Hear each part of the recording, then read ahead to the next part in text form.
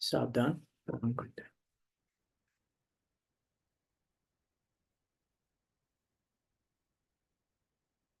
जय श्री ओम नमः शिवाय। नमो अरिहंताणं नमो सिद्धाणं नमो आयर्याणं नमो वज्रायाणं नमो लोये सबसाहुणम्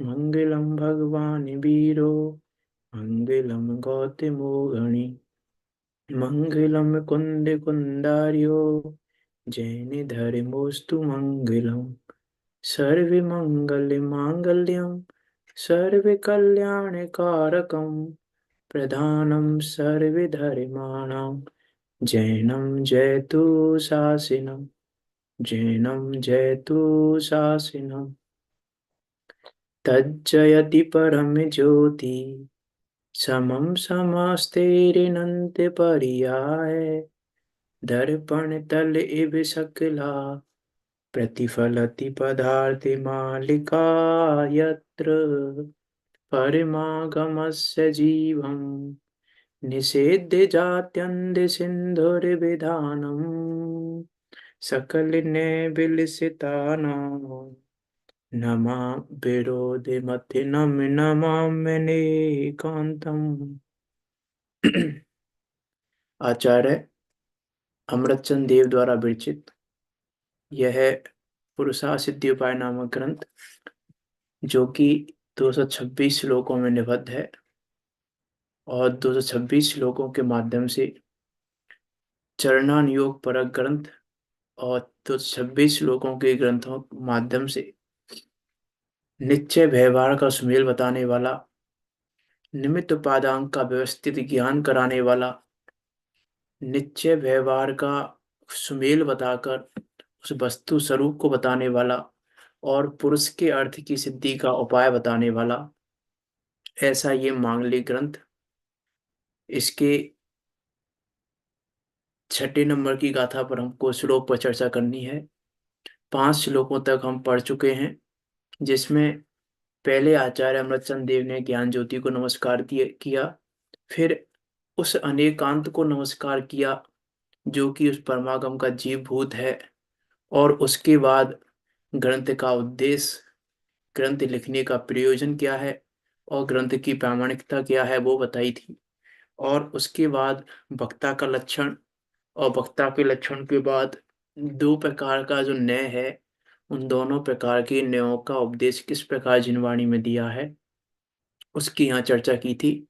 और कल तो क्या कहा था कि एक शुद्ध ने ही, शुद्ध ने के सन्मुख रहना ही सर्व सिद्धिदायक है। अर्थात सभी प्रकार की सिद्धि, जितना भी हमारा प्रयोजन है, उस प्रयोजन की सिद्धि एकमात्र शुद्ध ने से होती है। तो फिर यहाँ प्रश्न आया था कि जब सारी सिद्धि शुद्ध ने से ही हो रही है, शुद्ध ने सत्यार्थ भी है, जो व्यवहार ने है वो असत्यार्थ है, झूठा है, और उससे सिद्धि भी नहीं हो रही है, तो फिर व्यवहार न्याय का उपदेश आचार्य देते क्यों है? तो आचार्यों ने फिर ये व्यवहार न्याय भरा क्यों है जिनवाणी में, उसका उपदेश क्यों दिया व्यवहार न्याय का, उसके उत्तर स्वरूप यह गाथा है। देखो क्या कह रहे हैं। जो श्रोता गाथा में कथित अर्थ के उपदेश को अंगीकार करने योग्य नहीं है, कि उपदेश तो शुद्ध न्याय का ही है, उपदेश तो शुद्ध न्याय का ही है, शुद्ध न्याय के लिए ही है, क्योंकि आश्रयभूत तो वही है। क्यों आचार्य कुंद कुंद देव ने भी कहा ना, भूतार्थ आश्रित आत्मा सम्यक दृष्टि निश्चय हुए है, कि नियम से सम्यक दृष्टि होता है जो भूतार्थ आश्रित होता है। तो उपदेश तो वही है, वही करने योग्य है। लेकिन जो श्रोता इस ऊपर की गाथा में जो कहा गया अर्थ है, उसके उपदेश को अंगीकार करने योग्य नहीं है, जो उसके उपदेश को अंगीकार नहीं कर पा रहा है, उसका कथन कर रहे हैं। उसके लिए क्या कह रहे हैं देखो, 6 नंबर का श्लोक पढ़ते हैं। अभूदस्य बोधनार्थं मुनिसरा देश्यन्ते भूतार्थं व्यवहारमेव केवलमवति यत्तस्य देश नास्ति। क्या कह रहे हैं? अबुदस्य, अबुद्धिमान जीव, जो बुद्धिमान नहीं है, जो समझदार नहीं है, जो ज्ञानवान नहीं है, अर्थात जो समझता नहीं है, ऐसे उस अबुध से, ऐसे उस अबुद्ध से अज्ञानी जीव को बोधनार्थम, उस अज्ञानी जीव को बोधनार्थम, उस बोध का अर्थ कराने के लिए, कौन से बोध का? भूतार्थ बोध का। उस भूतार्थ बोध का अर्थ कराने के लिए मुनीश्वरा, मुनीश्वर देश्यन्ते भूतार्थम, उस अभूतार्थ को वर्णन करते हैं, अभूतार्थ का उपदेश देते हैं।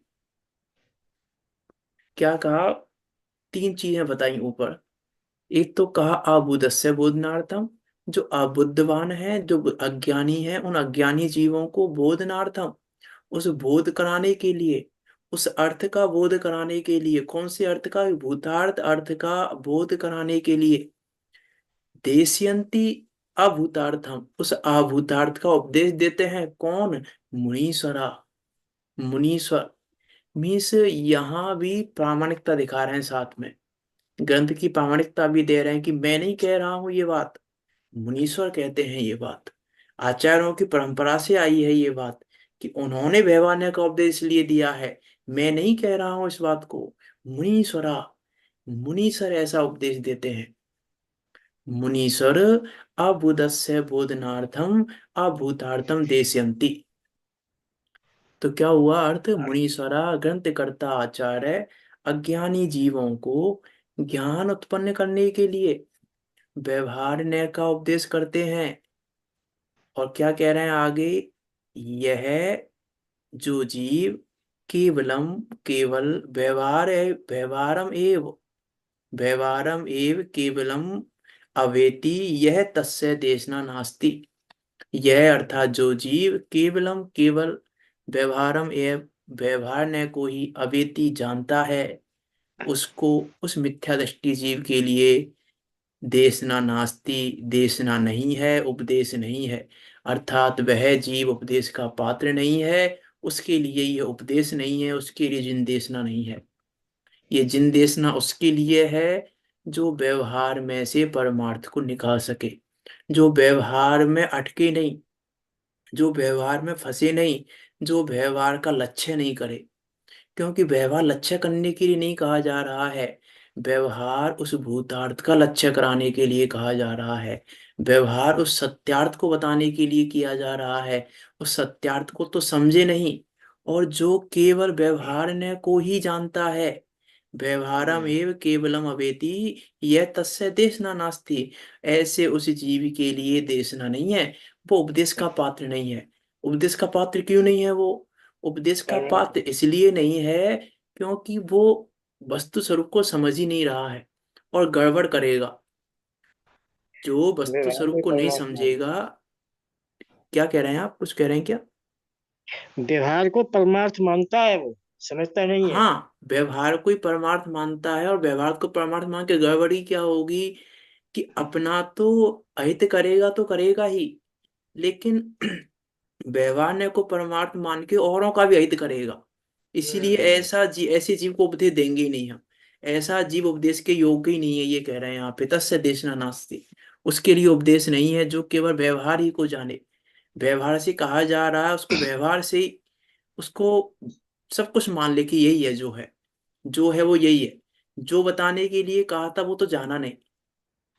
अभी कहेंगे आगे, जैसे चलो आगे चलते हैं, उसमें टीका में देखते हैं।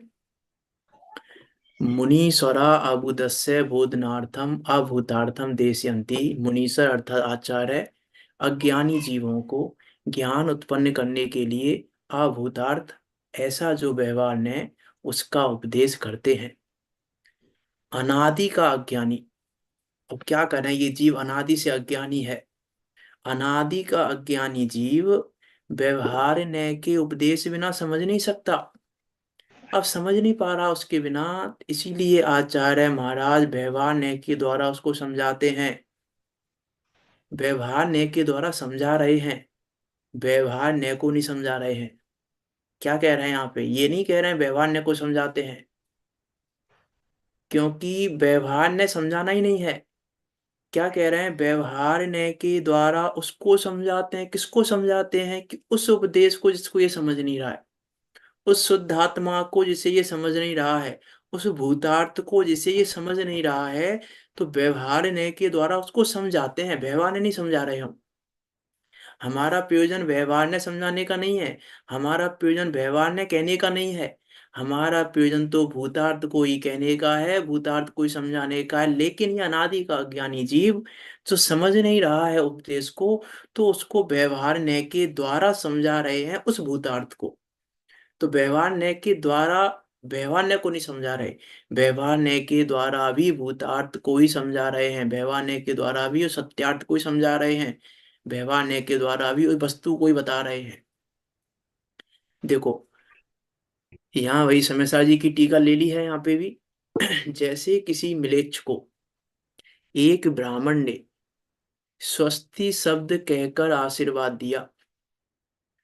कोई मिलेच्छ है, उस मिलेच्छ को एक ब्राह्मण ने क्या कहा, स्वस्ति, स्वस्ति हो, ऐसा शब्द कहकर आशीर्वाद दिया। तो उसे उसके अर्थ का कुछ बोध नहीं हुआ। अब वो जानता ही नहीं स्वस्ति क्या होती है, उसने पहली बार शब्द सुना है स्वस्ति। उसको पता ही नहीं है स्वस्ति क्या होती है, क्यों कही जाती है, क्या मतलब है स्वस्ति का, कुछ नहीं जानता वो। स्वस्ति को समझता ही नहीं है वो। तो अब वो, और वह ब्राह्मण की तरफ ताकता रहा। वहां से अमरचंद देव ने क्या कहा, समस्या जी में मेरे की भांति, मेरे की भांति टकटकी लगाकर देख रहा है, क्या कह रहे हैं ये, क्या कह रहे हैं मुझसे, ये स्वस्ति क्या होता है, क्या कह रहे हैं मुझसे। और समझ ही नहीं रहा, बेचारा परेशान हो रहा है, क्या करें। उन्होंने स्वस्ति की और ये समझ ही नहीं रहा। वहां एक दुभाषिया, वहां एक दुभाषिया जिसको दो भाषाएं आती हैं, ऐसा दुभाषिया जिसको दो भाषाएं आती हैं। कौन सी दो भाषाएं आती हैं, कि उसको ब्राह्मण की भाषा भी आती है और उसको मिलेच्छों की भाषा भी आती है। तो जिसको दोनों भाषा आती हैं उससे मिलेच्छ भाषा में बोला कि यह ब्राह्मण कहता है कि तेरा कल्याण हो। क्या कहा दुभाषिया ने, देखो दुभाषिया कह रहा है, ये नहीं कह रहे कि मिलेच्छ भाषा का जानकार हो, दोनों का जानकार है। जो मिलेच्छ भाषा को भी जानता है, ब्राह्मण भाषा को भी जानता है, वो कह रहा है कि भाई ये ऐसा कह रहे हैं कि तेरा कल्याण हो, तुझे आशीर्वाद दे रहे हैं, तेरे कल्याण की भावना भा रहे हैं। तब आनंदित होकर उस मिलेच्छ ने आशीर्वाद अंगीकार कर लिया। आनंद में हो गया, अरे ये मेरे कल्याण की भावना भा रहे हैं, मेरे कल्याण का आशीर्वाद दे रहे हैं मुझे। आनंदित हो गया, उस आशीर्वाद को उसने अंगीकार कर लिया। ठीक इसी प्रकार आचार्य ने अज्ञानी जीव को आत्मा शब्द कहकर उपदेश दिया कि भाई तू शुद्ध आत्मा है, शुद्ध आत्मा को जान।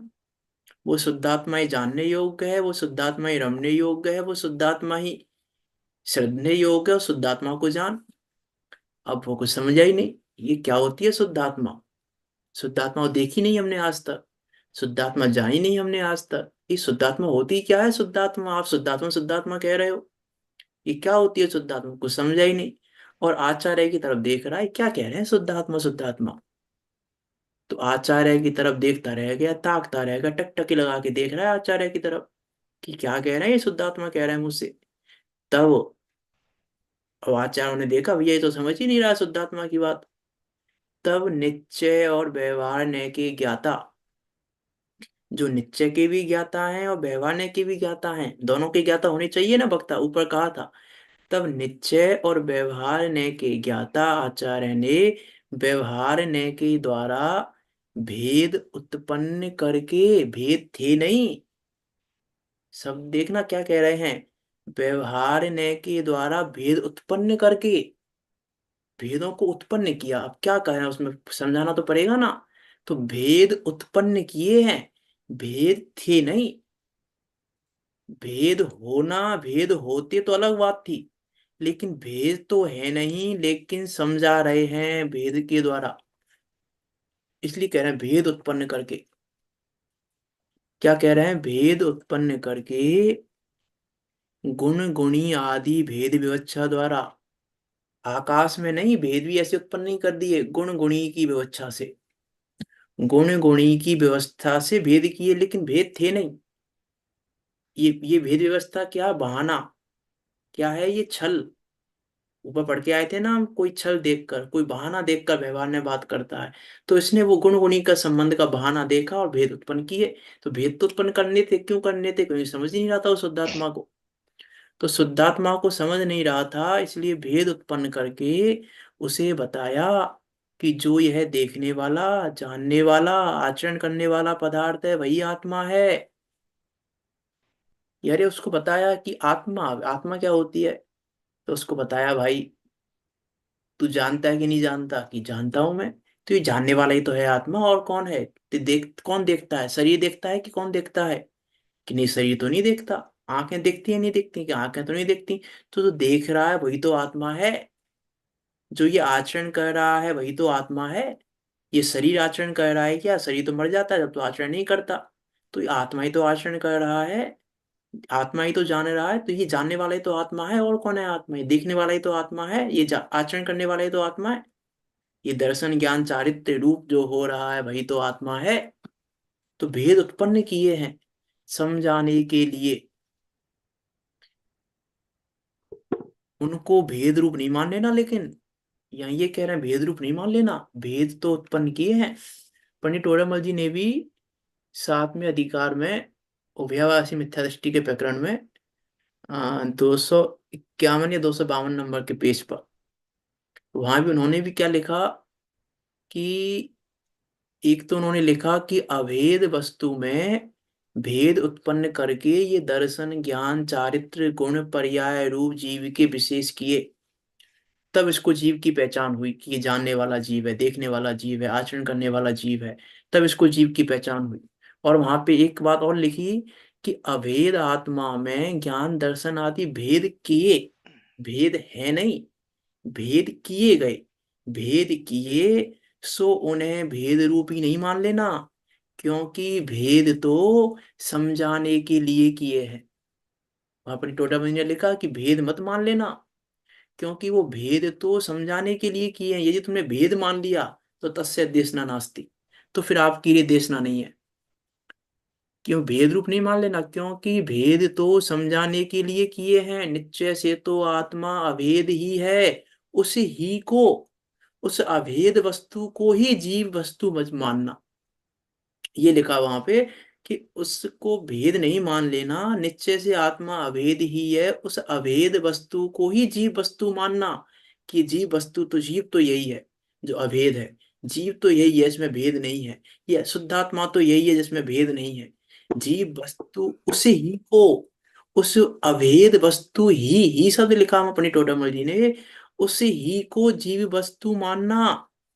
ये जो भेद किए हैं ना संज्ञा संख्या आदि से, हमने ऊपर पढ़ा था भेद अभेद की चर्चा में। संज्ञा संख्या आदि से, संज्ञा संख्या लक्षण और प्रयोजन, चार चीजें पढ़ी थी वहां पे। तो संज्ञा संख्या आदि से भेद कहे, सो कथन मात्र ही है। मैं अपनी टोडरमल जी के शब्द सुना रहा हूँ। ये जो भेद किए हैं ना, संज्ञा के आधार पर, संख्या के आधार पर, लक्षण के आधार पर, प्रयोजन के आधार पर, जो गुण पर्याय आदि के भेद किए हैं, वो कथन मात्र ही है, परमार्थ से भिन्न भिन्न है नहीं। ऐसा ही श्रद्धान करना। उनको भिन्न भिन्न मान मत लेना। वो भिन्न भिन्न का तो प्रयोजन बता रहे हैं। प्रयोजन क्या है भिन्न भिन्न बताने का, कि तुझे समझाना है, कैसे समझाएं आप। और शुद्धात्मा शुद्धात्मा कहते रहे तो वो समझे नहीं। ये वहां ये भी पैराग्राफ भी लिया मैं उसी पेज पे, ऊपर पे, उससे ऊपर पर ये पैराग्राफ लिया कि उसको आत्मा ही आत्मा कहते रहे तो वो समझे नहीं। इसीलिए उसको समझाने की फिर हमें ये भेद करने पड़े। इन भेदों की आवश्यकता पड़ी, कि हम कह रहे हैं पर द्रव्यों से भिन्न, स्वभावों से अभिन्न, स्वयं सिद्ध है, शुद्धात्मा वस्तु है, शुद्ध ज्ञायक है, अभेद है, अखंड है। अब वो समझ ही नहीं रहा, कहते रहे ऐसे, कहते रहे कहते रहे। इसीलिए उसको फिर सद्भूत से असद्भूत से, जैसे वो समझे वैसे, जैसे समझे वैसे। पहले निश्चय में भेद किए, फिर निश्चय से नहीं समझ रहा था तो सद्भुत व्यवहार में भेद किया, फिर सद्भुत व्यवहार से नहीं समझा तो असद्भुत में लेके गए, असद्भुत से भी नहीं समझा तो फिर उपचारित असद्भुत में लेके गए। जैसे समझे तो वैसे समझ, लेकिन समझाना तो हमें वो अभेद ही है। समझाना तो हमें वो एकमात्र अभेद वस्तु को ही है। हमारा प्रयोजन दूसरा कुछ भी समझाने का नहीं है। इसीलिए भूल कर भी व्यवहार का श्रद्धान मत कर लेना, क्योंकि व्यवहार के श्रद्धान से मिथ्यात्व होता है। क्यों होता है व्यवहार के सिद्धांत से मिथ्यात्व?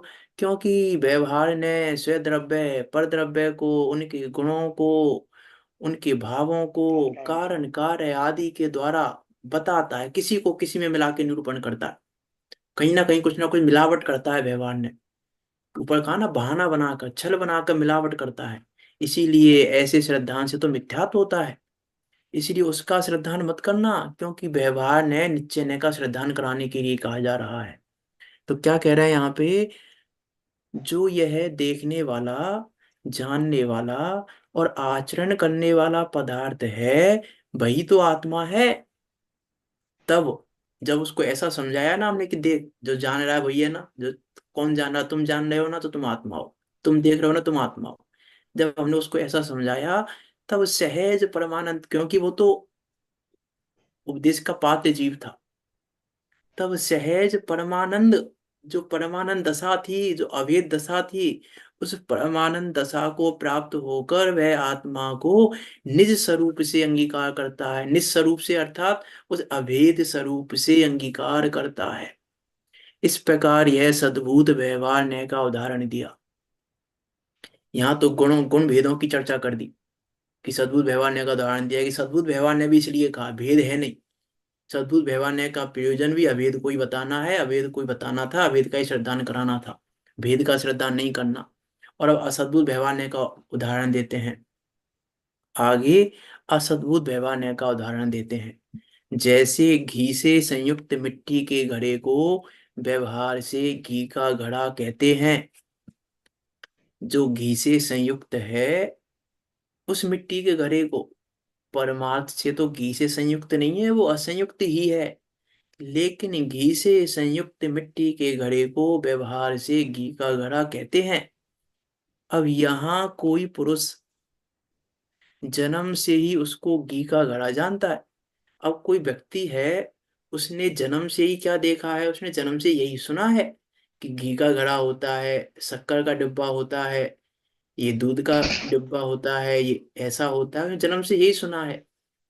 अब हम उसको कहें भैया ये मिट्टी का घड़ा लाना, उसने सुना ही नहीं आज तक मिट्टी का घड़ा होता है। उसने आज तक ये सुना ही नहीं कि मिट्टी का घड़ा होता है। उसने तो यही सुना है आज तक कि घी का घड़ा होता है, शक्कर का डिब्बा होता है। उसको कहीं मिट्टी का डिब्बा ला, तो नहीं लाएगा। वो जानते ही नहीं है वो मिट्टी का डिब्बा, वो जानते ही नहीं मिट्टी का घड़ा होता है। उसने तो आज तक सुना ही यही है। इसलिए यहाँ कह रहे हैं, यहाँ कोई पुरुष जन्म से उसने वही सुना है, वही समझा है। उसने यही सुनता आया है वो, कि वह घी का घड़ा होता है, तो उसने वही जानता है। जब कोई पुरुष घी का घड़ा कहकर उसे समझाता है, तभी वह समझता है, नहीं तो समझता ही नहीं है वो, क्योंकि उसने वही सुना है। क्योंकि समयसा जी की भाषा में कहें, तो उसने अब तक इसी इन्हीं घी के घड़े का ही अनुभव किया है, घी के घड़े का ही परिचय किया है, घी का घड़ा ही सुना है। उसने आज तक मिट्टी के घड़े की बात ना सुनी है, ना परिचय में ली है, ना अनुभव में ली है। अब उसको कैसे समझाए मिट्टी का घड़ा? उसने सुना ही नहीं है ना आज तक, अनुभव में भी नहीं लिया, परिचय में भी नहीं लिया। उसके परिचय में भी घी का घड़ा है, अनुभव में भी घी का घड़ा है, और उसके जानने में भी घी का ही घड़ा है, घी का घड़ा ही सुना है उसने। तो अब उसने सुनी नहीं कि घी से अलग भी कुछ घड़ा होता है। तो अब उसको यदि हम घी का घड़ा ना कहें तो फिर समझेगा नहीं। तो जब कोई पुरुष घी का घड़ा कहकर उसे समझाता है, तभी वह समझता है। और यदि उससे मिट्टी का घड़ा कहकर संबोधन करें, तो वह किसी दूसरे कोड़े घड़े को समझ बैठता है, घी के घड़े को नहीं। फिर वो पता नहीं कौन सा घड़ा है, क्या कह रहे हैं, ये कौन से घड़े की बात कर रहे हैं, मैं नहीं जानता। तो वो कुछ और ही समझता है। हमने कहा भैया मिट्टी का घड़ा है ना, ये मिट्टी का घड़ा लेके आना, ये रखा हुआ है। अब वो मिट्टी का घड़ा कोई दूसरा घड़ा ढूंढेगा, क्योंकि ये तो घी का घड़ा है। हम्म। हम उसको कहें मिट्टी का घड़ा लाना, तो ये तो घी का घड़ा है उसके लिए। अब वो कोई और दूसरा घड़ा ढूंढेगा, ये दूसरे घड़े को कहेगा हाँ ये मिट्टी का हो सकता है, लो इसको ले जाते हैं। क्योंकि मिट्टी का घड़ा जानता ही नहीं है। तो उसको हम मिट्टी का घड़ा नहीं कह सकते डायरेक्ट, उसको हम घी का घड़ा ही कहना पड़ेगा हम। लेकिन ऐसा कहने पर घड़ा घी का होता है ऐसा मान ले तो उसके लिए उपदेश नहीं है। वह किसी दूसरे कोरे घड़े को समझ बैठता है, घी के घड़े को नहीं। निश्चय से विचार किया जाए तो घड़ा मिट्टी का ही है। देखो वास्तव में तो बात ऐसी है कि जिनवाणी में मैंने जो एग्जांपल दिया था ना अभी परसों, माँ बेटे का, तो यदि बेटा अपने अभिप्राय से माँ की बात को सुनेगा तो गड़बड़ करेगा, और माँ के अभिप्राय से उस बात को सुनेगा तो समझ सकता है। समझेगा कि नहीं वो तो बात की बात है, तो समझ सकता है। कब समझ सकता है? जब वो माँ के शब्दों को माँ के अभिप्राय से सुने। यदि वो अपने अभिप्राय से सुने, उसका अभिप्राय है, उसका मान लो किसी का माँ के बारे में कोई उसका अभिप्राय बुरा है कि माँ तो ऐसी कहती रहती है, कुछ भी करती रहती है, तो वो सही बात भी कहेगा, माँ सही बात भी कहेगी तो इसको लगेगा क्या गलत कह रही है माँ। होता कि नहीं होता है? हमने किसी के बारे में अपने को थिंकिंग बना ली, तो हमने को थिंकिंग बना ली तो वो जो भी कह रहा है उसको हम अपनी थिंकिंग के हिसाब से ग्रहण करते हैं, कि जैसी हमारी थिंकिंग है, जैसा हमारा अभिप्राय है उसके बारे में, वैसा ही ग्रहण करते हैं। वो सही भी कह रहा होगा तो हमको लगेगा गलत कह रहा है, और किसी के बारे में हमारी थिंकिंग बहुत सही है और वो गलत भी कह रहा हो तो फिर हमको लगेगा कि नहीं ये सही कह रहा है। ऐसा नहीं होता है? दो दोस्त हैं, मजाक में कुछ बात कर रहे हैं, तो वो मजाक में है, कोई बात नहीं है, उस वो बुरा नहीं मानता। लेकिन कोई दूसरा व्यक्ति उससे कहे ना, देखो भैया वो ऐसे कह रहा था इसलिए कह रहा था, अब उसका अभिप्राय चेंज हो गया। अब वो, अरे हाँ यार सही बात कह रहे हो तुम, वो ऐसा कह रहा था उस दिन। उस दिन उसका अभिप्राय, उस दिन वो मित्र के अभिप्राय से हंसी मजाक में ये बातें चल रही हैं, इस अभिप्राय से सुन रहा था, तो उसको कोई प्रॉब्लम नहीं थी। लेकिन जब आज किसी ने उसको भड़काया तो हाँ यार बात तो सही है, उस दिन वो मुझसे ऐसा कह रहा था, उस दिन वो मुझसे कह रहा था आज खा ले, ऐसे बोल रहा था, अपमान कर रहा था मेरा। तो अब उसका अभिप्राय चेंज कर लिया ना उसने अपना। कथन तो वही है एक, उस दिन उसको वो कथन सही लग रहा था और आज उसको वो कथन गलत लग रहा है।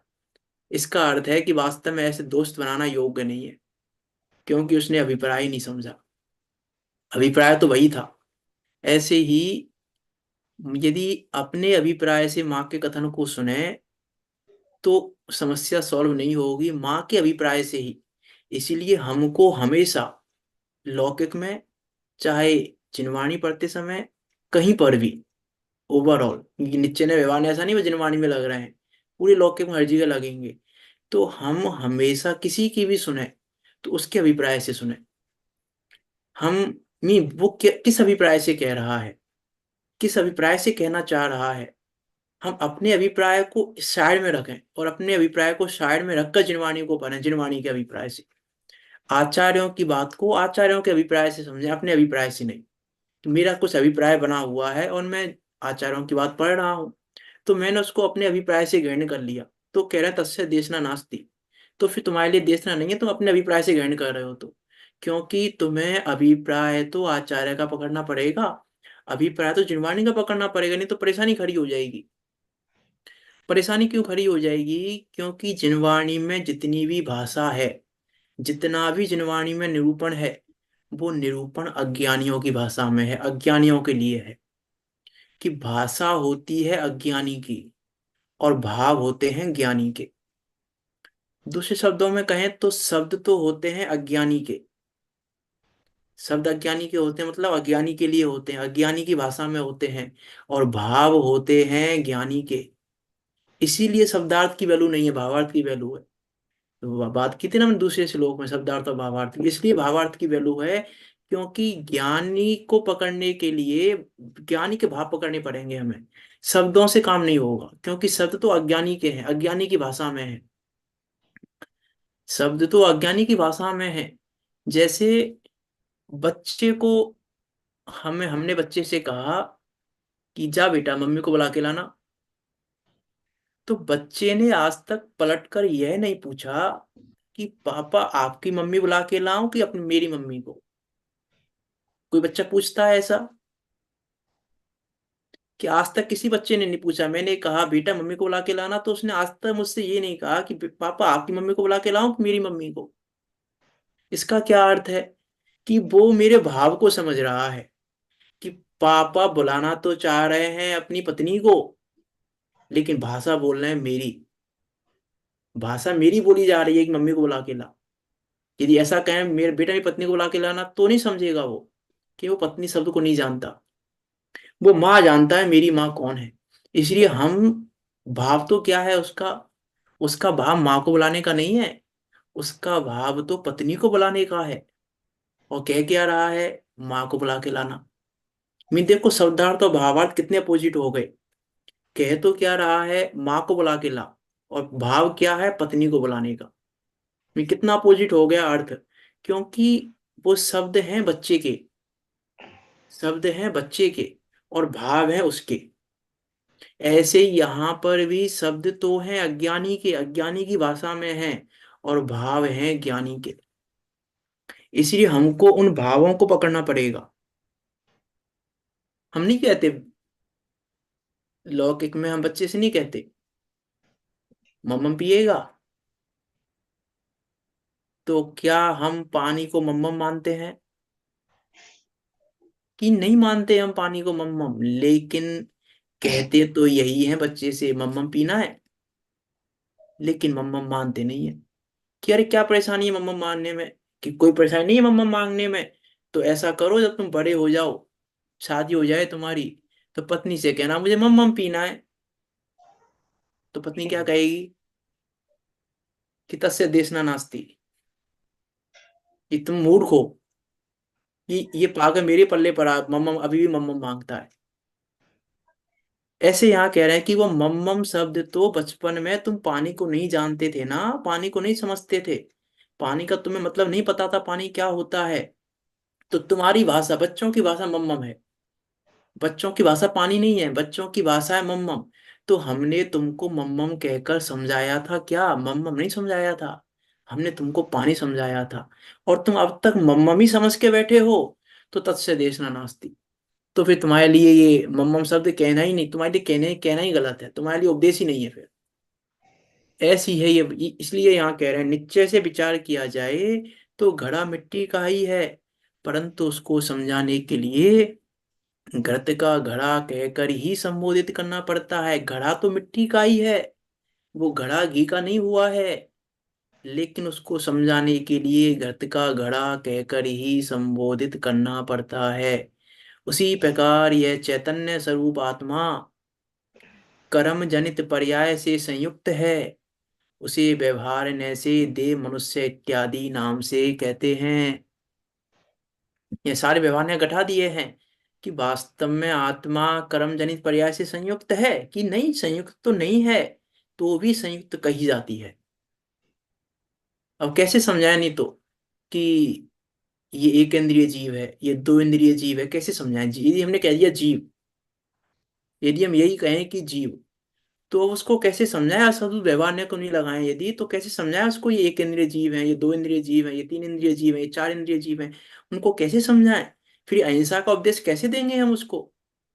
कि ये देखो चीटी है, ये ऐसा है, ये तीन इंद्रिय दो इंद्रिय की रक्षा करनी चाहिए, कैसे समझाएं हम जीव ही कह देंगे, कैसे समझेगा वो? ये एक इंद्रिय है, ये दो इंद्रिय है, तीन इंद्रिय। अब उनको इंद्रियों के माध्यम से समझाना पड़ेगा हमें। हमें अब जब ये एक इंद्रिय दो इंद्रिय तीन इंद्रिय समझाना है, समझाना एक इंद्रिय दो इंद्रिय नहीं है, इंद्रिय नहीं समझानी है हमको, समझाना तो हमको वो जीव ही है। लेकिन अब इंद्रियों के माध्यम से ही समझाएंगे, क्योंकि इंद्रियां ही देखनी देखी है उसने आज तक। इंद्रियों को ही जानता है वो आज तक। इंद्रियों के पार से देखा देखा नहीं उसने, इंद्रियों के पार क्या है, इंद्रियों के बाहर क्या है। उसने इंद्रियों को ही जाना है। तो इंद्रियों को जाना है तो इंद्रियों के माध्यम से ही समझता है वो। इसलिए हम भी उसको कैसे समझाते हैं? इंद्रियों के माध्यम से ही। कि देखो ये एक इंद्रिय है क्योंकि इसके स्पर्श है, बस इसके स्पर्श और गंध है। कि जीव में स्पर्श गंध कब से होने लग गई? हम क्या कह रहे हैं? देखो इसमें स्पर्श पाया जा रहा है ना, ये एक इंद्रिय जीव है। इसमें स्पर्श गंध पाए जा रहे हैं ना, ये दो इंद्रिय जीव है। स्पर्श गंध ने स्पर्श रस, नहीं स्पर्श, स्पर्श रस गंध वर्ण, हाँ स्पर्श और रस, ये दो इंद्रिय जीव है। इसमें स्पर्श रस गंध पाए जा रहे हैं, ये तीन इंद्रिय जीव है। तो भाई जीव में कब से स्पर्श रसगंध हो गए, लेकिन फिर भी कह रहे हैं स्पर्श रसगंध पाया जाता है, ये जीव है। रसना है इसके, हाँ, इतना घ्राण, क्योंकि हमें वो घ्राण स्पर्श है समझाना, इसके। स्पर्श के माध्यम, क्योंकि उसने स्पर्श ही जानता है, रस ही जानता है, गंध ही जानता है वो, तो उसके माध्यम से समझाना पड़ेगा फिर हमें उसको। जो वहां से हट गया फिर उसको गुण में, फिर सद्भुत में ले आया उसको, जो असद्भुत से समझ रहा है, फिर हम उसको असद्भुत से हटा के सद्भुत में लेकर आए। फिर सद्भुत से हटा के बाकी निश्चय नय में लेके आए, फिर बाकी निश्चय नय से भी हटा कर परम शुद्ध निश्चय में लेके गए, क्योंकि प्रयोजन तो हमारा वो शुद्ध नय का विषय भूत उस अभेद अखंड शुद्ध ज्ञाया कोई दिखाने का था। नहीं, प्रयोजन तो हमारा वही था, परमार्थ तो वही ग्रहण करना था। उस परमार्थ को ग्रहण नहीं किया तो परेशानी ही खड़ी होगी। अब कितना उपदेश है व्यवहार से कि पूरी जिनवाणी भरी हुई है व्यवहार से। कहा था मैंने कल या परसों की 99% व्यवहार नहीं है जिनवाणी में, क्योंकि पूरी जिनवाणी किसके लिए है, अबुदस है, अज्ञानियों के लिए है पूरी जिनवाणी, ज्ञानियों के लिए कोई ना जिनवाणी, ज्ञानी अज्ञानियों के लिए है पूरी। इसलिए पूरी जिनवाणी व्यवहार न्याय से ही भरी हुई है। अब उस व्यवहार न्याय में से वो परमार्थ निकालने की कला हमें पता होना चाहिए। यदि व्यवहार न्याय में से परमार्थ निकालने की कला हमको नहीं पता है तो भी परेशानी खड़ी हो जाएगी। जैसे जैसे मान लो हम बीमार हैं और हम डॉक्टर के पास गए, डॉक्टर के पास हम गए तो डॉक्टर ने दवा लिखी पर्ची पर, पर्ची पर दवा लिख के डॉक्टर ने कहा लो ये ले लो, ये ले लेना सुबह शाम, 3 दिन, 3 दिन का है, ये ले लेना, इसको 3 दिन की है ये। क्या कहा डॉक्टर ने, पर्ची पे उसने दवा लिखी और कहा 3 दिन की है, इसको ले लेना 3 दिन सुबह शाम करके। तो वो घर पे आया, उसने क्या किया, उस पर्ची के 6 टुकड़े किए, बोला 3 दिन लेनी है मुझे, सुबह शाम सुबह शाम, तो 6 हो गए। तो पर्ची के उसने 6 टुकड़े किए और एक सुबह ले लिए, शाम को ले ली पर्ची। तो सही किया उसने गलत किया? गलत कि अरे किया। डॉक्टर डॉक्टर ने तो पर्ची दे के कहा था मुझसे कि ये 3 दिन की है, 3 दिन ले लेना इसको, सुबह शाम सुबह शाम। कि अरे पर्ची नहीं दी थी उसने, दवा पर्ची तो लिखी तुझे थी। दिखाई थी, कुछ लिखा हुआ था पर्ची पे, वो दवा लेनी थी तुझे, और तू पर्ची को ही 6 दिन 3 दिन उस 6 टुकड़े करके ले रहा है।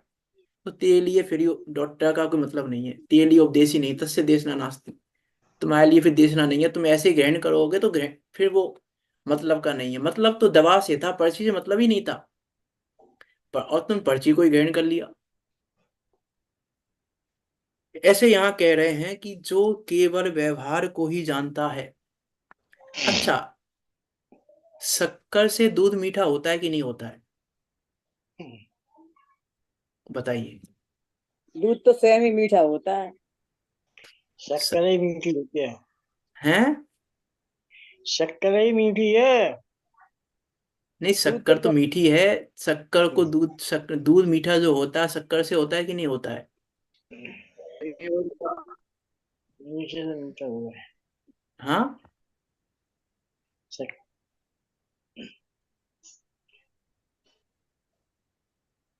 दूध जो मीठा होता है वो दूध शक्कर से दूध होता है कि होता नहीं है, वो होता है? मिठास से होता है, शक्कर की मिठास से मीठा होता है दूध।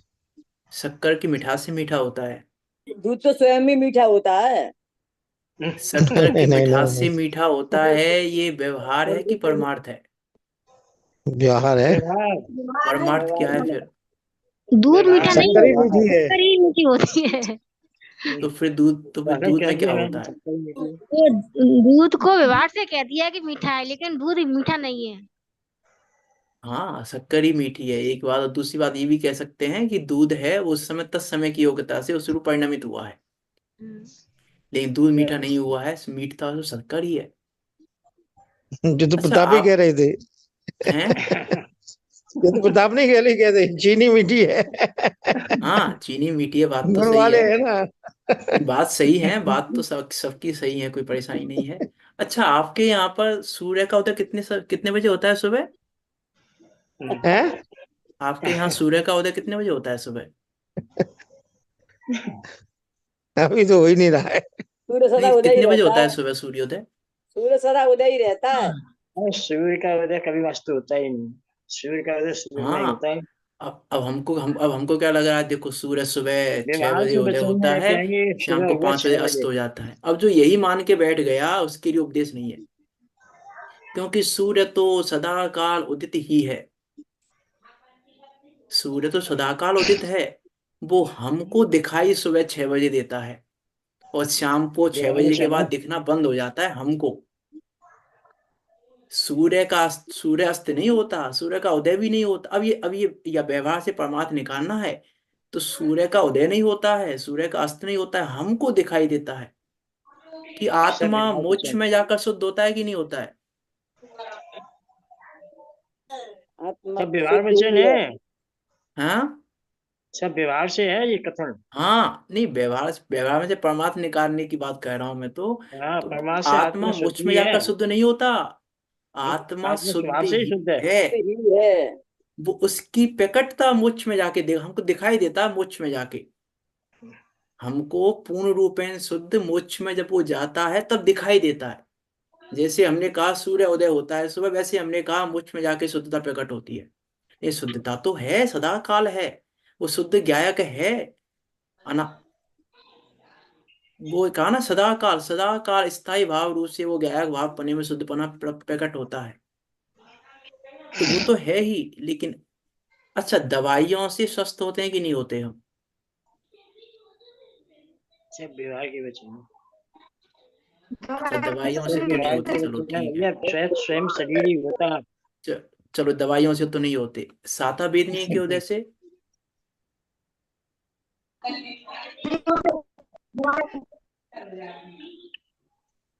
दवाइयों से जब तो नहीं स्वयं होते, अपनी चलो ये तत्व तो की व्यवहार योग्यता से हो गया, स्वस्थ दवाइयों से होगा तो स्वस्थ सातवां होते हैं, ये तो वेदनी का व्यवहार उदय हो गया। कहलाया जाएगा। सब हाँ, व्यवहार से कही जाती है ये।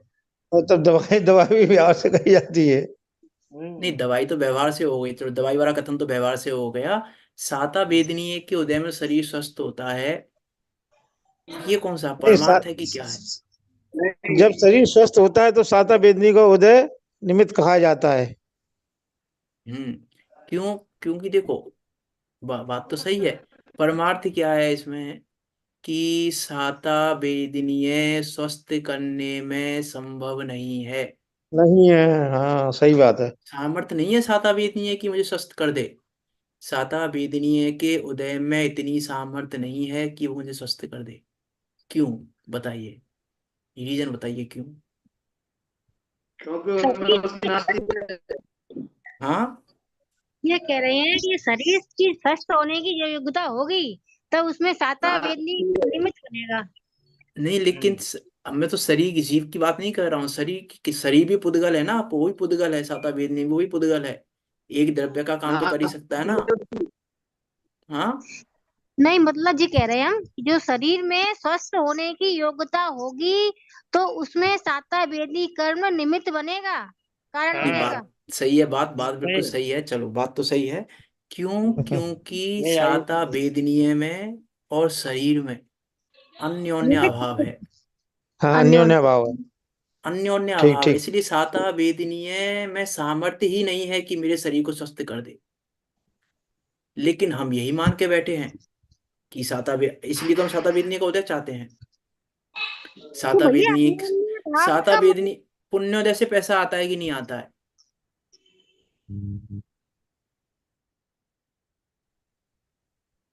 पुण्योदय से क्या पैसा आता है कि नहीं आता है? और पाप के उदय में पैसा जाता है कि नहीं जाता है? नहीं होता। बताइए। पुण्य कर्म की प्रकृति है सादा। नहीं, पुण्य की प्रकृति है वो तो। साता वेदनी कह लो या पुण्य कह लो, पुण्य के उदय से पैसा आता है और पाप के उदय से पैसा जाता है। ये बात सही है कि गलत है? नहीं, पुण्य के उदय में इस संयोग मिलते हैं, लेकिन उदय उदय में है और संयोग अपने कारण से आते हैं। लेकिन हम तो स्वयं यही की योग्यता मानते हैं से। कि पैसा पुण्य के उदय से आते, इसलिए हम पुण्य बढ़ाना चाहते हैं अपना। ये तो सब ऐसा हमें व्यवहार अपनी नहीं वचन मान्यता है। पकड़नी पड़ेगी। हमने हाँ, व्यवहार के व्यवहार की उपदेश कथन को ऐसे ही है। व्यवहार रूप तो ग्रहण नहीं किया है। हमारी मान्यता यही है कि पुण्य का है। पैसा आता है तो हमको लगता है हमारा पुण्य का उदय। जब पैसा आता है तब हमको क्या लगता है? पुण्य का उदय है। यदि हमको उस समय ये लग रहा है कि पुण्य का उदय है, इसका अर्थ है तत्स्य देशना नास्ति। इसका अर्थ है उपदेश हमारे लिए नहीं है ये। क्योंकि सही हमने बात है। व्यवहार के उपदेश को व्यवहार से ग्रहण कर लिया कि आचार्यों ने पुण्य के उदय से पैसा आता है। यह बात इसलिए नहीं कही थी कि तुम ये मान लो कि पैसा पुण्य के उदय से ही आ रहा है। लेकिन हमारी मान्यता है ये, ऐसा नहीं, हमारी मान्यता है, हमारी मान्यता है हम स्वस्थ होते हैं साता वेदनीय से, इसीलिए हम साता वेदनीय चाहते हैं। हमें लगता है कि पैसा आता है पुण्य के उदय से, इसलिए हम पुण्य का उदय चाहते हैं। इसलिए हमको लगता है पाप का उदय ना आए, हमें पुण्य का उदय आ जाए। हमको लगता है कि पुण्य के उदय से हमारा भला हो जाएगा, पाप के उदय से हमारा बुरा हो जाएगा। ये हम मान रहे हैं ना, इसका अर्थ है कि हम व्यवहार को केवल व्यवहार ही जानते हैं। व्यवहार में केवलम अवेति, हम व्यवहार को केवल व्यवहार ही जानते हैं, ये मान्यता है। श्रद्धान की बात है ना, यहाँ मैं अभिप्राय की बात कर रहा हूँ, मान्यता की बात कर रहा हूँ, अभिप्राय श्रद्धान की बात कर रहा हूँ। ये हमारी मान्यता है ये, ऐसे नहीं है मैं आपकी, हमारी सबकी मान्यता है ये कि पुण्य का उदय होगा तो पैसा आएगा, पैसा आता है तो हमको लगता है हमारा पुण्य का उदय, हमारा कोई काम बन जाए, हमको लगता है अरे यार देखो पुण्य का उदय, हम करते हैं ना इतना पुण्य इसलिए हो रहा है ये, इसलिए हमको डॉक्टर लगता साहब है। ऐसी फीलिंग तो होती है, ये बात तो पक्की है। हाँ, ये यही मैं कह रहा हूँ ना, ये फीलिंग हमारी मान्यता पड़ी है इसलिए होती है, वही मैं कह रहा हूँ। हमें आपको सबको हो रही है, क्योंकि जो फीलिंग हमें आ रही है ना, वो फीलिंग ही तो मान्यता है भाई, हमारी मान्यता में यही पड़ा है अभी। उस समय हमें ये विचार नहीं आता, इसका अर्थ है कि हमने व्यवहार को केवल व्यवहार ही ग्रहण किया है, व्यवहार को निश्चय से ग्रहण नहीं किया है हमने। पुण्य यहाँ का तो उदय बात तो अपने हमें में करनी होता ही है नहीं। शुद्ध गायक की, लेकिन मैं नॉर्मल बातें कर रहे हैं, लौकिक की बात कर रहा हूँ। लौकिक में भी अभी हमने केवल व्यवहार को व्यवहार से ही ग्रहण किया है, निश्चय से ग्रहण नहीं किया है। पानी ले लो। विचार करके देखो, आकाश द्रव्य 6 द्रव्यों को अवगान देता है कि नहीं देता है? लिया था हमने, पी लिया। ऐसे देता है। अवगान अवगाह देता है कि नहीं देता है? अवगान देने में जब बस अपने स्वयं अपने अपन में जाते हैं। जगत देते हैं या स्वयं जगत मिलती है, तो उस समय अवगान अब आकार के द्रव्य निमित्त हाँ, बन अरे जाता है। 6 द्रव्य अपनी सामर्थ्य से रहते हैं। अब ये भी किसका कथन? व्यवहार का कथन है। अच्छा हम लोग, अच्छा इसको छोड़ो, पर हमें जब क्रोध आता है तो परद्रव्य के निमित्त से आता है ना, परद्रव्य के निमित्त से क्रोध आता है, ये कौन सा कथन है? परद्रव्य के व्यवहार का परद्रव्य से आता है ये नहीं कह रहा हूं मैं, व्यवहार का है, व्यवहार का। परद्रव्य के कारण आता है ये भी नहीं कह रहा हूं। परद्रव्य के कारण क्रोध आता है ये तो व्यवहार का कथन है, परद्रव्य के कारण क्रोध आता है। मैं कह रहा हूं परद्रव्य के निमित्त से, परद्रव्य निमित्त है उसमें, परद्रव्य के निमित्त से क्रोध आता है, ये कथन व्यवहार का है कि नहीं है, या अभी परमार्थ का है? हाँ, व्यवहार का है। अब हम विचार करके देखें, जब हमें क्रोध आता है उस समय हम क्या मानते हैं कि इसकी वजह से आ रहा है क्रोध, इसने ऐसा किया इसलिए क्रोध आ रहा है। मैं अपनी मान्यता, हम कभी अपनी कभी मान्यता तो चेक विराग हो कर रहे गया। हैं, हम व्यवहार को व्यवहार ही ग्रहण करते हैं कि नहीं किसके करते। कारण से आया? हाँ, हम क्या मानते हैं इसके कारण आया है क्रोध, और जबकि ये व्यवहार कथन था, इसका अर्थ है कि हमने व्यवहार को व्यवहार ही जाना है। तस्य देशना नास्ति, ये बता रहा हूं मैं, हम देशना के पात्र नहीं है अभी। मैं ये कहना चाह रहा हूं अभी हम देशना के पात्र नहीं है, इसीलिए सम्य दर्शन नहीं होता, क्योंकि पात्रता नहीं है अभी हमारी, ये सही पात्रता बात ही है। नहीं है हमारी। तस्य देशना नास्ति, हम कितने व्यवहार में ऐसे घुले मिले पड़े हैं, हमको लगता ही नहीं है कि व्यवहार है, व्यवहार का हमको प्रयोजन लगता है नहीं कि नहीं, जानते। यही परद्रव्य के कारण क्रोध हो रहा है। अरे पंडित टोडामल जी ने तो ये कहा है, कौन से अधिकार में कहा है, तीसरे मोक्ष प्रकाशक में कहा है पंडित टोडामल जी ने कि परद्रव्य के निमित्त से भी क्रोध नहीं होता, परद्रव्य का निमित्त भी नहीं होता क्रोध में। वहां तो उन्होंने निमित्त का भी ऐसा नहीं कहा, निषेध नहीं किया, उन्होंने कहा बहुत बार ऐसा होता है कि परद्रव्य सामने नहीं होता तो भी उसका विचार करके क्रोध कर लेता है। तो परद्रव्य का निमित्त ही हो सामने, इसकी भी जरूरत नहीं है। कदाचित परद्रव्य ना भी हो सामने तो भी क्रोध कर लेता है, परद्रव्य के निमित्त की भी जरूरत नहीं है, और हम परद्रव्य को ही मान के बैठे हैं कारण। अपनी टोडामल जी कह रहे हैं निमित्त कारण भी नहीं है, निमित्त कारण भी नहीं है, क्योंकि बहुत बार ऐसा नहीं होता, हम बैठे हैं शांति से, अरे यार उसने उस दिन हमसे ऐसा कहा था, और ऐसा कैसे कह दिया था उसने उस दिन हमसे। अब वो व्यक्ति नहीं है यहाँ पे, परद्रव्य नहीं है, परद्रव्य का कोई कारण नहीं है, कुछ भी नहीं है अभी, तो भी हमने क्रोध उत्पन्न कर लिया। निमित्त भी नहीं है पूरी तरीके से तो। निमित्त तो व्यक्ति ही बना, हाँ चाहे आपकी निमित्त तो वह व्यक्ति ही बना, आपके स्मरण में बना। नहीं, मैं ये नहीं कहना चाह रहा, बात तो सही है, लेकिन मैं पंडित टोडरमल जी ने कहा वहां पे कि निमित्त भी नहीं है पूरी तरीके से, क्योंकि निमित्त तो उपस्थित होना चाहिए, उपस्थित नहीं है। हमने विचार किया, हमने कल्पनाओं में किया, तो कल्पनाओं में वो व्यक्ति आ गया। यदि वो व्यक्ति कल्पनाओं में आ गया, मान लो यदि वो व्यक्ति कल्पनाओं में आ गया, तो मैं आज सुबह पुलिस में रिपोर्ट लिखाने जाऊंगा कि भैया आपने मेरे 1 करोड़ रुपए चुरा लिए, आपने 1 करोड़ रुपए की लूट ली मुझसे। यदि आप कहोगे वो व्यक्ति के निमित्त से हुआ है, आप कह रहे हो व्यक्ति निमित्त बना है, तो मैं पुलिस में रिपोर्ट लिखाने जाऊंगा कल कि इस व्यक्ति ने मुझसे 1 करोड़ रुपए लूट लिए। तो पुलिस वाले पूछेंगे कब लूटे, बोले कल सपने में आया था मेरे में, सपने में लूटे थे। तो पुलिस क्या करेगी, पकड़ेगी उसको फिर कि हाँ उसने लूटे। कि अरे कल्पनाओं में नहीं है ना वो, ऐसे कल्पना में व्यक्ति नहीं है वो, इसकी कल्पना है बस, इसका ये सब कुछ वहां पे निमित्त ही नहीं है, परद्रव्य वहां पे। आपको लग रहा है वो व्यक्ति निमित्त बन गया, वो व्यक्ति निमित्त नहीं बना वहां पे, वो उसके बिना निमित्त बने ही तुमने निमित्त बना लिया, ये कह सकते हो। तुमने निमित्त बनाया, निमित्त था ही नहीं वहां पे, तुमने तुम्हारी कल्पना है वहां पे, सब कुछ तुम्हारा है वहां पे, वहां तो परद्रव्य उपस्थित है ही नहीं ना, तो निमित्त कैसे कहेंगे उसको। इसलिए पंडित टोडरमल जी ने लिखा वहां पे कि ये नियम नहीं है कि परद्रव्य हो ही, परद्रव्य का निमित्त हो ही कसाय उत्पन्न करने में, ये भी नियम नहीं है। बहुत बार बिना परद्रव्य के निमित्त से भी क्रोध आ जाता है।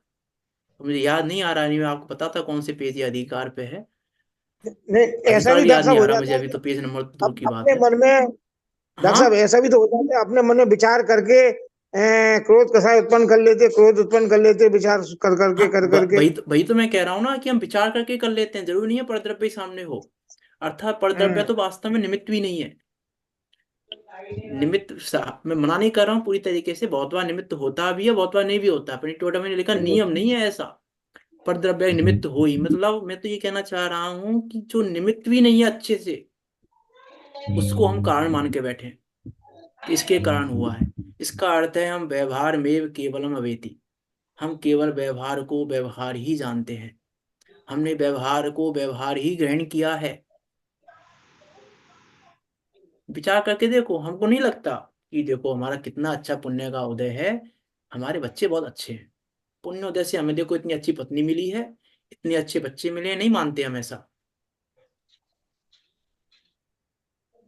कि पुण्य के उदय में अच्छी पत्नी मिलती है कि नहीं मिलती है, बताओ। पुण्य के उदय में अच्छी पत्नी मिलती है कि नहीं मिलती, और पुण्य के उदय में अच्छे बच्चे मिलते हैं कि नहीं मिलते। सब व्यवहार के वचन है।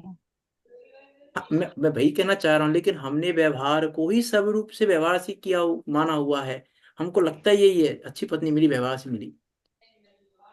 अरे व्यवहार से अच्छी पत्नी मिलती तो सबके पास 2 पत्नियां होती, एक पुण्य के उदय वाली, एक पाप के उदय वाली, 2 पत्नियां होती सबके पास फिर।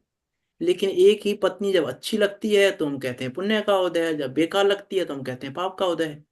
पत्नी कहाँ मिली हमको, लेकिन हमारी मान्यता वही है। मैं ये कहना चाह रहा हूँ यहाँ पे कि हम व्यवहारम एव केवलम अवेति, हमने व्यवहार को व्यवहार से ही ग्रहण कर लिया है। हमको ये लग रहा है कि क्रोध करने वाला जीव है, ये करने वाला जीव है, हम उसकी को हम जीव को क्रोधी देखते हैं कि नहीं देखते, चलो बताओ। कोई सामने वाला क्रोध कर रहा हो तो हम उसको क्रोधी देखते हैं कि नहीं देखते, देखते हैं ना हम उसको क्रोधी, कि देखो कितना क्रोध कर रहा है, इसका अर्थ है हमने निश्चय ग्रहण नहीं किया। सिर्फ मेरे ऊपर नहीं लगाना है मुझे, सब जीवों पे लगा के देखना है हमें कि हम कहाँ कहाँ व्यवहार को व्यवहार, क्योंकि आचार्य ने ये जीव क्रोधी है ये कथन तो व्यवहार का था, जीव तो क्रोधी था ही नहीं, जीव तो आज तक क्रोधी नहीं हुआ। लेकिन फिर भी मैंने अपनी तो चलो मैंने मान लिया नहीं हूँ क्रोधी, लेकिन सामने वाले को तो क्रोधी मान लिया ना मैंने। सामने वाले को तो मैं देखो कितना अहंकार करता है ये, देखो कितना क्रोध करता है ये, देखो कितनी मायाचारी करता है ये, हमने क्या मान रखा है। मैं ये कहना चाह रहा हूँ व्यवहारम एव केवलम अवेति। अरे यार समय बहुत ज्यादा हो गया, देखा ही नहीं मैंने।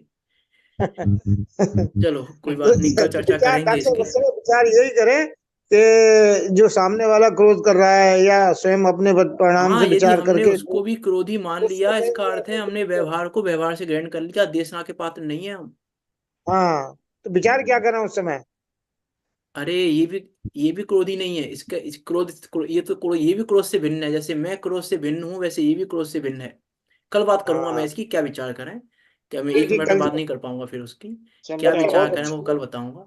बाकी इन बहुत विचारों को अच्छा। मैं समय दृष्टि का 8 अंग आएंगे अभी, तब वहां विस्तार से चर्चा करूंगा इन मध्यस्थ बातों की। भाव रहना चाहिए, क्रोधी के प्रति मध्यस्थ है ना, भाव। वहां में चर्चा करूंगा विस्तार से। बाकी कल मैं थोड़ी चर्चा करूंगा, लेकिन कि विचार क्या करें, फिर वहां पे विचार क्या करें, कैसे विचार करें वहां पे, हम किस बहुत प्रकार अच्छी। से हम व्यवहार को व्यवहार जानकर कर्म बांध रहे हैं। यदि व्यवहार को निश्चय जान लें यदि हम, तो कर्म नहीं बांध पाएंगे हम। हमने व्यवहार को व्यवहार जान लिया, इसलिए कर्म बंध रहे हैं हमसे, इसलिए हम कर्मों को बांध रहे हैं।